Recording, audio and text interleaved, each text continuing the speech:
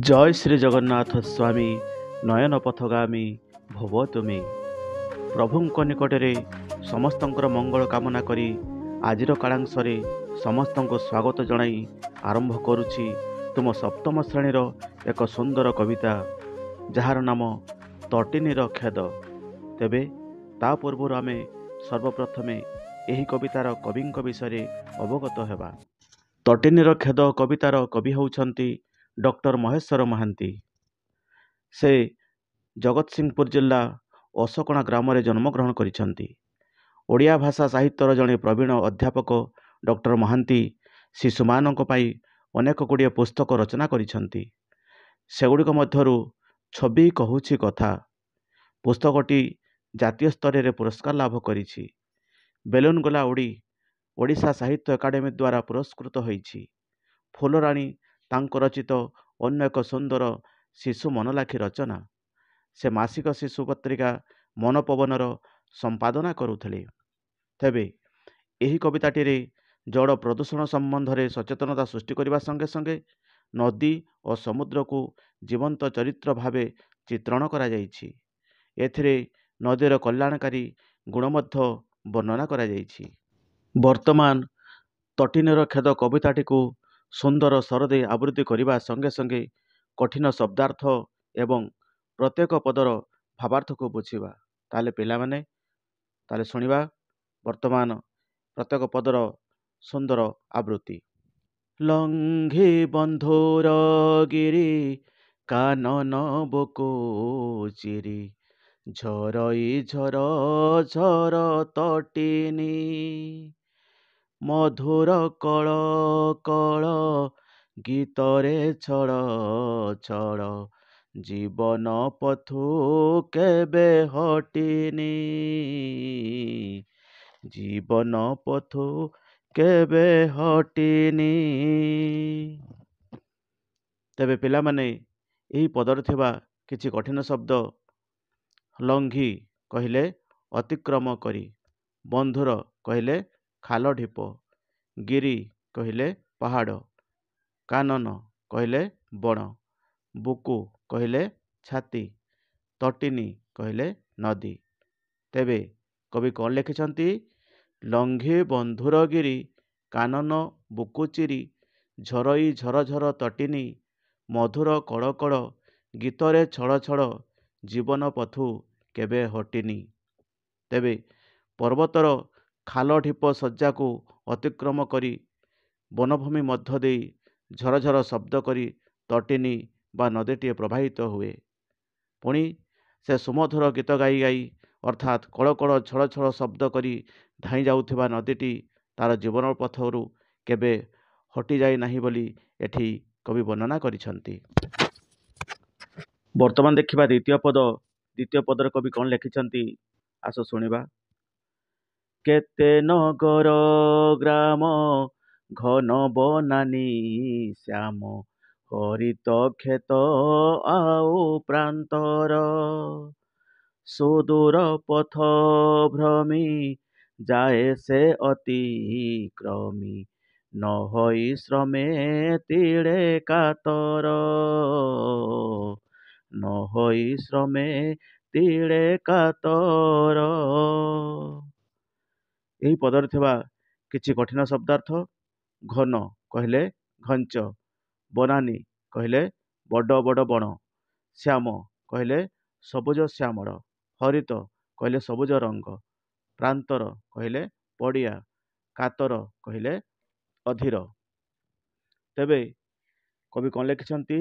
କେତେ ନଗର ଗ୍ରାମ ଘନ ବନାନୀ ଶ୍ୟାମ ହରିତ କ୍ଷେତ ଆଉ ପ୍ରାନ୍ତର ସୁଦୂର ପଥଭ୍ରମୀ ଯାଏ ସେ ଅତିକ୍ରମୀ ନ ହୋଇ ଶ୍ରମେ ତିଳେ କାତର। ଏହି ପଦରେ କବି ଡକ୍ଟର ମହେଶ୍ୱର ମହାନ୍ତିଙ୍କ ଭାଷାରେ ନଦୀ ତାର ନିଜ କଥା କହିଛି। ସେ ଅନେକ ନଗର, ଅନେକ ଗ୍ରାମ, ଅନେକ ବଣ ପ୍ରାନ୍ତର ପରି ଅନେକ ସୁଦୂର ପଥକୁ ଭ୍ରମଣ କରି ଅତିକ୍ରମ କରି ଚାଲିଥାଏ। ତେଣୁ ସେହି ସୁଦୂର ପଥକୁ ଅତିକ୍ରମ କରିବା ସମୟରେ ନିଜର ଶ୍ରମରେ କେବେ ବି କାତର ବା ଅଧୀର ହୋଇନାହିଁ। ଅର୍ଥାତ୍ ଏଠାରେ ନଦୀ ତାର କର୍ତ୍ତବ୍ୟ ପଥରେ କେବେ ଅବହେଳା କରିନାହିଁ। ନିଜର କର୍ମ ପଥରେ ଅବିରତ ଭାବରେ ବହି ଚାଲିଛି। ତୃତୀୟ ପଦରେ କବି କ'ଣ ଲେଖିଛନ୍ତି ଆସ ଶୁଣିବା। କହିଲା ଦିନେ ନଦୀ ଶୁଣ ଗୋ ମହୋଦଧି, ଶୁଣ ମୋ ଜୀବନର କଷଣ। ମାନବ ଶିଶୁ ଆଜି ଘୋର ଦାନବ ସାଜି, ହରିଛି ମୋର ସବୁ ଭୂଷଣ। ହରିଛି ମୋର ସବୁ ଭୂଷଣ। ଏହି ପଦରେ ଥିବା କିଛି କଠିନ ଶବ୍ଦାର୍ଥ। ମହୋଦଧି କହିଲେ ସମୁଦ୍ର, କଷଣ କହିଲେ କଷ୍ଟ ବା ଦୁଃଖ, ଘୋର କହିଲେ ଅତ୍ୟଧିକ, ଦାନବ କହିଲେ ରାକ୍ଷସ, ଭୂଷଣ କହିଲେ ଅଳଙ୍କାର। ତେବେ କବି କ'ଣ ଲେଖିଛନ୍ତି? କହିଲା ଦିନେ ନଦୀ ଶୁଣ ଗୋ ମହୋଦଧି, ଶୁଣ ମୋ ଜୀବନର କଷଣ। ମାନବ ଶିଶୁ ଆଜି ଘୋର ଦାନବ ସାଜି, ହରିଛି ମୋର ସବୁ ଭୂଷଣ। ତେବେ ଏହି ପଦରେ ନଦୀ ତାର ହୃଦୟର ଦୁଃଖ କଥା ସମୁଦ୍ରକୁ କହିଛି। କ'ଣ କହିଛି ପିଲାମାନେ? ନା ଏଠାରେ ନଦୀ ବା ତଟିନୀ କହିଛି, ହେ ମହୋଦଧି, ହେ ସମୁଦ୍ର, ମୁଁ ଆଜି ତୁମକୁ ମୋର ଜୀବନର ଅତି ଦୁଃଖର କଥା କହିବାକୁ ଯାଉଛି। ବର୍ତ୍ତମାନର ମାନବମାନେ ଦାନବ ଅର୍ଥାତ୍ ରାକ୍ଷସ ସାଜି ମୋର ସମସ୍ତ ସୌନ୍ଦର୍ଯ୍ୟତାକୁ ହରଣ କରି ନେଉଛନ୍ତି। ଫଳରେ ମୁଁ ଶ୍ରୀହୀନ ପରି ଦେଖାଯାଉଛି। ମୋର ଯେତେ ଅଳଙ୍କାରମାନ ଏହି ଦୁଷ୍ଟ ମଣିଷ ନିଜର ପିପାସା ମେଣ୍ଟାଇବା ପାଇଁ ସବୁତକ ହରଣ କରି ନେଉଛି। ବାସ୍ତବରେ ତଟିନୀର ଦୁଃଖ କଥା ଶୁଣିଲେ ନିଜକୁ ମଧ୍ୟ କଷ୍ଟ ଲାଗିଥାଏ। ପରବର୍ତ୍ତୀ ପଦରେ କବି କ'ଣ ଲେଖିଛନ୍ତି ଆସ ଶୁଣିବା। ମୋତିରେ ଗଢ଼ି କଳ ତେଜି ଦୂଷିତ ଜଳ, କରିଛି ତନୁ ମୋର ଆବିଳ। ହରିଛି ସବୁ ଶୋଭା ଜନ ନୟନ ଲୋଭା, ଜୁର କରିଛି ରୂପ ଛବିଳ। ଜୁର କରିଛି ରୂପ ଛବିଳ। ଏଠି କିଛି କଠିନ ଶବ୍ଦ। ତନୁ କହିଲେ ଶରୀର, ତେଜି କହିଲେ ତ୍ୟାଗ କରି, ଆବିଳ କହିଲେ ଗୋଳିଆ, ନୟନ କହିଲେ ଆଖି, ଜୁର କହିଲେ ନଷ୍ଟ କରିବା। ତେବେ ଏହି ପଦରେ କବି କ'ଣ ଲେଖିଛନ୍ତି? ମୋତିରେ ଗଢ଼ି କଳ ତେଜି ଦୂଷିତ ଜଳ, କରିଛି ତନୁ ମୋର ଆବିଳ। ହରିଛି ସବୁ ଶୋଭା ଜନ ନୟନ ଲୋଭା, ଜୁର କରିଛି ରୂପ ଛବିଳ। ଏହି ପଦରେ ପୁଣି ତଟିନୀ ସମୁଦ୍ରକୁ ତାର ଦୁଃଖ କଷ୍ଟ କଥା କହିଛି। ମୋ କୂଳରେ ବିଭିନ୍ନ ପ୍ରକାରର କଳକାରଖାନା ତିଆରି କରି ସେଥିରୁ ନିର୍ଗତ ହେଉଥିବା ଦୂଷିତ ଜଳକୁ ମୋ ଗର୍ଭରେ ଛାଡ଼ି ଦେଉଛନ୍ତି। ଫଳରେ ମୋ ଜଳ ଦୂଷିତ ହୋଇଯାଉଛି। ପୁଣି ଏ ଯୁଗର ମାନବ ଆଜି ଦାନବ ସାଜି ପ୍ରତିଦିନ ଭରି ଦେଉଛନ୍ତି ଅଳିଆ ଆଉ ଆବର୍ଜନା, ଯାହାଫଳରେ ମୋର ଶୋଭା, ମୋର ସୌନ୍ଦର୍ଯ୍ୟ ଆଉ ଲୋକମାନଙ୍କ ପାଇଁ ମନଲୋଭା ବା ଆକର୍ଷଣୀୟ ହୋଇପାରୁନାହିଁ। ମୋର ସମସ୍ତ ସୌନ୍ଦର୍ଯ୍ୟକୁ ଏହି ମାନବ ବା ରାକ୍ଷସ ସାଜି ସେମାନେ ନଷ୍ଟଭ୍ରଷ୍ଟ କରିଦେଉଛନ୍ତି। ପରବର୍ତ୍ତୀ ପଦରେ କବି ଲେଖିଛନ୍ତି, କିଆ କେତକୀ ବନ ବେତସ କୁଞ୍ଜ ଘନ, ମୋତିରେ ଶୂନ୍ୟ ଆଜି ସିନ୍ଧୁଗ। କାହିଁ ବିହଗ ଗାନ କୋକିଳ କୁହୁତାନ, ଯହୁଁ ଝରଇ ମଧୁ ବିନ୍ଦୁଗ। ଯହୁଁ ଝରଇ ମଧୁ ବିନ୍ଦୁଗ। ଏହି ପଦରେ ଥିବା କଠିନ ଶବ୍ଦ। ବେତସ କହିଲେ ବେତ, ଘନ କହିଲେ ଘଞ୍ଚ, ସିନ୍ଧୁ କହିଲେ ସମୁଦ୍ର, ବିହଗ କହିଲେ ପକ୍ଷୀ, କୋକିଳ କହିଲେ କୋଇଲି। ତେଣୁ କବି କ'ଣ ଲେଖିଛନ୍ତି? କିଆ କେତକୀ ବନ ବେତସ କୁଞ୍ଜ ଘନ, ମୋତିରେ ଶୂନ୍ୟ ଆଜି ସିନ୍ଧୁଗ। କାହିଁ ବିହଗ ଗାନ କୋକିଳ କୁହୁ ତାନ, ଯହୁଁ ଝରଇ ମଧୁ ବିନ୍ଦୁଗ। ତେଣୁ ଏହି ପଦରେ କବି ତଟିନୀଙ୍କ ଭାଷାରେ ବର୍ଣ୍ଣନା କରି ଲେଖିଛନ୍ତି ଯେ ମୋର କୂଳ ମୋର ତଟ ଆଜି ପୁରାପୁରି ଶୂନ୍ୟ ହୋଇଯାଇଛି। ବର୍ତ୍ତମାନ ମୋ କୂଳରେ କଳକାରଖାନା ଗଢ଼ି ଉଠୁଥିବାରୁ କିଆ, କେତକୀ, ବେତ ଏବଂ ଅନ୍ୟାନ୍ୟ ବୃକ୍ଷମାନ ଆଉ ନାହାନ୍ତି। ଫଳରେ ପକ୍ଷୀମାନେ ଆଉ ସୁମଧୁର ସ୍ୱରରେ ଗୀତ ଗାଉନାହାନ୍ତି। କୋଇଲିର କୁହୁ କୁହୁ ତାନ ଆଉ ଶୁଭା ଯାଉନାହିଁ। ଯେଉଁ ତାନରେ ମଧୁ ଝରୁଥିଲା ଏବେ ସେ ଅମୃତ ଆଉ ଝରୁନାହିଁ। ବାସ୍ତବରେ କବି ଏଠାରେ ତଟିନୀର ଦୁଃଖ ବିଷୟକୁ ଅତି ସୁନ୍ଦର ଭାବରେ ବର୍ଣ୍ଣନା କରିଛନ୍ତି। ତେବେ ପିଲାମାନେ, ଆମେ ଜାଣିଛୁ କେବେ କାହା ମନରେ ଦୁଃଖ ଦେବା ଉଚିତ ନୁହେଁ। ମୋର ବିଶ୍ୱାସ ମୋ କଥା ତୁମେମାନେ ବେଶ ଭଲ ଭାବରେ ବୁଝିପାରୁଥିବ। ଯଦି ମୋ ଶିକ୍ଷଣୀୟ ପ୍ରକ୍ରିୟାଟି ତୁମକୁ ଭଲ ଲାଗୁଥିବ ତେବେ ମୋ ଚ୍ୟାନେଲକୁ ନିଶ୍ଚୟ ଗୋଟିଏ ଲାଇକ୍ କରିବା ସଙ୍ଗେ ସଙ୍ଗେ ସବସ୍କ୍ରାଇବ୍ କରିଦେବ। ତେବେ ପରବର୍ତ୍ତୀ ପଦରେ କବି କ'ଣ ଲେଖିଛନ୍ତି ଆସ ଶୁଣିବା।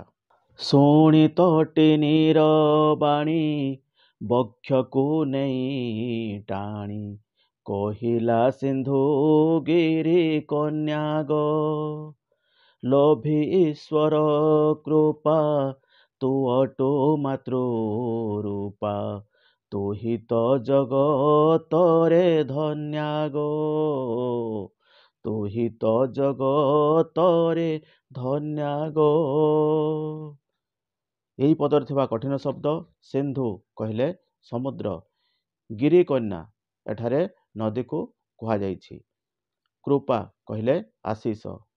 ତେବେ କବି ଲେଖିଛନ୍ତି ଶୁଣି ତଟିନୀର ବାଣୀ ବକ୍ଷକୁ ନେଇ ଟାଣି କହିଲା ସିନ୍ଧୁ ଗିରି କନ୍ୟା ଗୋ ଲୋଭୀ ଈଶ୍ୱର କୃପା ତୁ ଅଟୁ ମାତୃ ରୂପା ତୁ ହି ତ ଜଗତରେ ଧନ୍ୟା ଗୋ। ବାସ୍ତବରେ ଗୋଟିଏ ପୁଅ ହେଉ ଅବା ଝିଅଟିଏ ହେଉ, ସେହି ପୁଅ ଝିଅର ଦୁଃଖ କଥା ଶୁଣିଲେ କେଉଁ ମା ଧୈର୍ଯ୍ୟ ଧରି ରହିପାରେ? ଛୋଟ ପିଲାଟି କଇଁ କଇଁ ହୋଇ କାନ୍ଦିଲା ବେଳକୁ ତାର ମାଟିଏ ସଙ୍ଗେ ସଙ୍ଗେ ନିଜ ବକ୍ଷକୁ ଟାଣି ନେଇ ତାକୁ କେତେ ଗେଲ ଆଦର କରିଥାଏ। ଠିକ୍ ସେହିପରି ଏହି ପଦରେ ନଦୀର ଦୁଃଖ କଥା ଶୁଣି ସିନ୍ଧୁ ବା ସମୁଦ୍ର ଆଉ ଧୈର୍ଯ୍ୟ ଧରି ରହିପାରିଲା ନାହିଁ। ସେ ସଙ୍ଗେ ସଙ୍ଗେ ତା ବକ୍ଷକୁ ଟାଣି ନେଇ ତାକୁ ସାନ୍ତ୍ୱନାମୂଳକ ବାର୍ତ୍ତା ପ୍ରଦାନ କରି କହିଲା, ହେ ଗିରିକନ୍ୟା। ଏଠାରେ ନଦୀକୁ ଗିରିକନ୍ୟା ବୋଲି କୁହାଯାଇଛି। ତୁ ପରା ଈଶ୍ୱରଙ୍କର ଆଶିଷ ଲାଭ କରିଛୁ, ତୁ ପରା ସାରା ଜଗତରେ ମାତୃ ସ୍ୱରୂପାର ସ୍ଥାନ ପାଇଛୁ, ତୁ କାହିଁକି ମନ ଦୁଃଖ କରୁଛୁ? ମା କ'ଣ କେବେ ନିଜ ସନ୍ତାନମାନଙ୍କ କାର୍ଯ୍ୟକଳାପରେ ଦୁଃଖ ପ୍ରକାଶ କରେ? ନା, ତୁ ହେଉଛୁ ଧନ୍ୟା, ଏ ଜଗତର ମଙ୍ଗଳକାରିଣୀ ଧନ୍ୟା ମା। ଏହି କଥା କହି ସିନ୍ଧୁ ଦୁଃଖରେ ଭାଙ୍ଗି ପଡ଼ିଥିବା ନଦୀକୁ ବୁଝାଇ ଦେଇଛି। ପରବର୍ତ୍ତୀ ପଦରେ କବି କ'ଣ ଲେଖିଛନ୍ତି ପିଲାମାନେ ଆସ ଶୁଣିବା।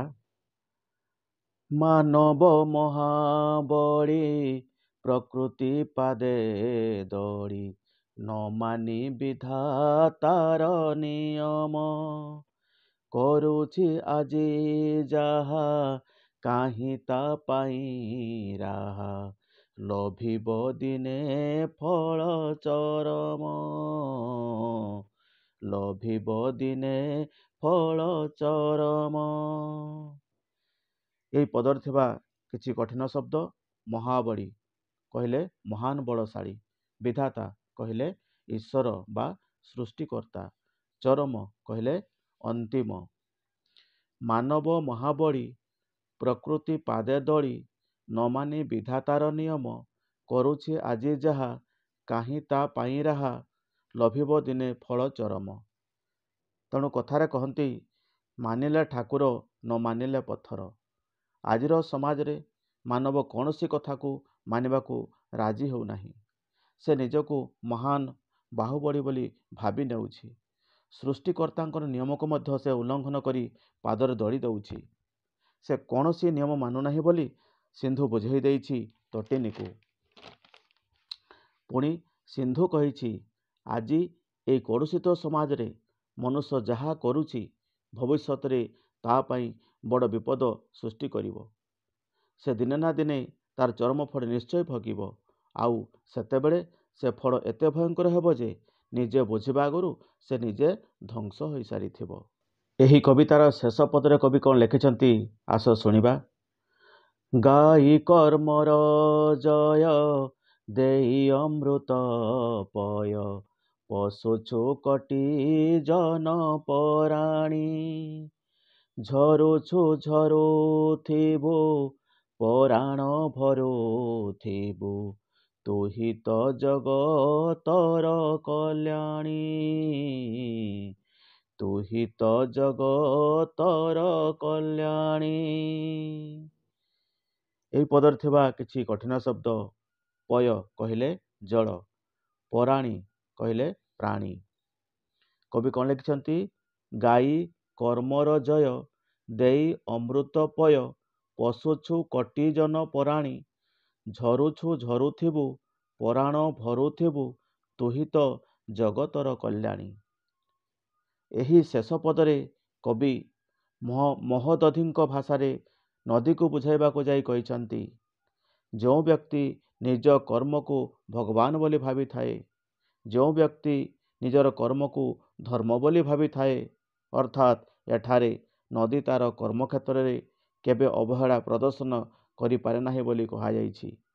ସେ ସର୍ବଦା ନିଜ କର୍ମକୁ ଈଶ୍ୱର ବୋଲି ଭାବିଛି, ଧର୍ମ ବୋଲି ଭାବିଛି, ଭଗବାନ ବୋଲି ଭାବିଛି। ତେଣୁ ଏଠାରେ ସିନ୍ଧୁ ତାକୁ ବୁଝେଇବାକୁ ଯାଇ କହିଛନ୍ତି ଯେ, ହେ ତଟିନୀ, ତୁମେ ତ ସମଗ୍ର ଜଗତକୁ, ସମଗ୍ର ସୃଷ୍ଟିକୁ ତୁମେ ପୟ ଅର୍ଥାତ୍ ଜଳ ପ୍ରଦାନ କରୁଛ, ପୁଣି କୋଟି କୋଟି ଜନପ୍ରାଣକୁ ଜଳ ପ୍ରଦାନ କରି ପାଳନ ମଧ୍ୟ କରୁଛ। ତୁମ କର୍ମରେ ତୁମେ କେବେ ଅବହେଳା ପ୍ରଦର୍ଶନ କରିନାହଁ। ତୁମର ସେ ଅମୃତ ତୁଲ୍ୟ ଜଳ ସେବନ କରି କୋଟି କୋଟି ପ୍ରାଣୀ ଜୀବନ ରକ୍ଷା କରିପାରୁଛନ୍ତି। କାରଣ ଜଳର ଅନ୍ୟ ନାମ ହେଉଛି ଜୀବନ। ଜଣେ ମା ଯେପରି ନିଜର ଅମୃତ ପ୍ରଦାନ କରି ସନ୍ତାନର ଜୀବନକୁ ରକ୍ଷା କରିପାରିଥାଏ, ଠିକ୍ ସେହିପରି ତୁମର ଅମୃତ ତୁଲ୍ୟ ଜଳ ହିଁ କୋଟି କୋଟି ପ୍ରାଣକୁ ଜୀବନ ସଞ୍ଚାର କରୁଛି। ତେଣୁ ତୁମେ ହେଉଛ ଜଗତର କଲ୍ୟାଣକାରିଣୀ, ତୁମେ ହେଉଛ ଜଗତର କଲ୍ୟାଣକାରିଣୀ ମାତା, ତୁମେ ହେଉଛ ଧନ୍ୟା। ତେଣୁ ତୁମେ ଆଦି ଅନନ୍ତ କାଳରୁ ଝରି ଆସୁଛ, ଆଉ ଭବିଷ୍ୟତକୁ ମଧ୍ୟ ଏମିତି ଝରୁଥିବ ଏବଂ ସମସ୍ତଙ୍କର ପ୍ରାଣକୁ ଜଳ ସଦୃଶ ଅମୃତ ପ୍ରଦାନ କରି ଚାଲୁଥିବ। ତେଣୁ ତୁମେ ହେଉଛ ସାରା ବିଶ୍ୱର, ସାରା ଜଗତର କଲ୍ୟାଣକାରିଣୀ ମା। ବିଶ୍ୱରେ କଲ୍ୟାଣ ସ୍ଥାପନ କରିବା ତୁମର ଧର୍ମ। ବିଶ୍ୱରେ ଜଳ ସଦୃଶ ଅମୃତର ବାରିଧାରା ପ୍ରଦାନ କରିବା ହେଉଛି ତୁମର କର୍ମ। ଏହି କଥା ସିନ୍ଧୁ ତଟିନୀକୁ ଅତି ସୁନ୍ଦର ଭାବରେ ବୁଝାଇ ଦେଇଛନ୍ତି। ତାହେଲେ ପିଲାମାନେ, ଆଜି ପାଇଁ ମୁଁ ରହୁଛି। ଶେଷ କଲି ଏଇଠି ମୁଁ ତଟିନୀର ଖେଦ, ଶେଷ କଲି ଏଇଠି ମୁଁ ତଟିନୀର ଖେଦ। ଭିଡ଼ିଓଟି ଦେଖିଥିବାରୁ ଦେଲି ଧନ୍ୟବାଦ, ଭିଡ଼ିଓଟି ଦେଖିଥିବାରୁ ଦେଲି ଧନ୍ୟବାଦ। ଜୟ ହିନ୍ଦ, ଜୟ ଭାରତ, ଜୟ ଶିକ୍ଷା।